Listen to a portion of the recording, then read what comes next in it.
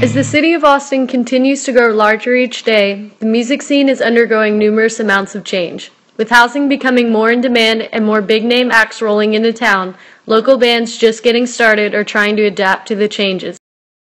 We sat down with deathcore metal band Disastrophe to discuss how Austin's development has affected their experience. They shared their struggle of managing a band with limited resources and increasing expenses.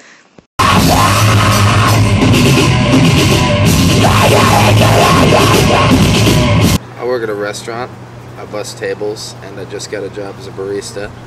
I don't make a whole lot of money. So then I have a serious compulsive buying problem with instruments. I have a myriad of random things. So it's more of my own fault that I don't have a lot of money all the time.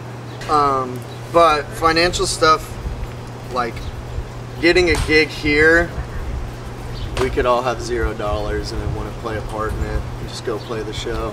Unless some venues will make it so the only way you're lined up is if you sell a certain amount of tickets. Or front them the money. Yeah, that's another reason we didn't do the Dirty Dog show, because you had to sell 30 tickets? You had to sell 25 tickets at $15 each. And you had to front the money if you didn't sell them. Because that's maybe $350 just to play a show that we're not even guaranteed somebody important will be there. I think personally, because like I just moved here and having to deal with like starting my new job and then staying in the band and working and doing school, it's difficult to find time. Most likely we're going to be recording an EP sometime this summer in July-ish.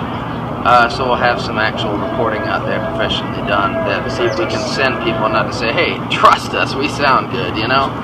We want to be able to show people what we're doing, and that should help out. Problem is, it is expensive to record things. Yeah. Much more than you would expect.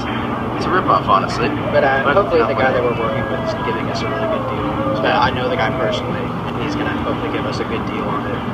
It's all these little bitty costs that accumulate mixed with the expensive instruments. And, you know, keeping them maintained and everything. I mean, I think I've spent maybe $6,000 on my equipment over the past 2 years. Probably spent like $1,500. Most of our practice is done with, you know, acoustically with electric instruments, and Nate just kind of goes, oh no, we'd love to have a place to practice, honestly. It's just the fact that housing in this city is impossibly expensive. And, like, he's the only one with a place, but he lives in an apartment, and it's, you know, it's an apartment. A bass amp travels a long way, and the drum will explode the entire place, essentially. We're going to end up moving down to San Marcos soon, just because it is, or Kyle, because it's cheaper there, and it's not too far away. It's not going to actually cut down on anything. A lot of people are getting pushed out of this city, people who've been here their entire lives, like me. This is my home. I don't want to leave Austin, but it's too expensive to find a place here. You have to move somewhere further. Our main goal currently is to get established in a big city.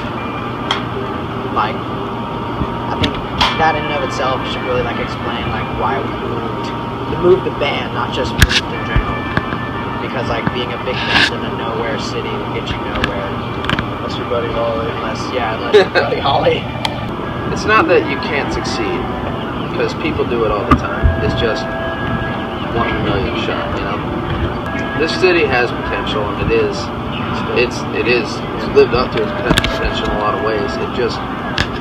It could grow to make it a little easier on some little locals trying to come up, but it's not that I don't love living here. There's nowhere else I'd rather be, and there's nowhere else I'd rather be starting a band.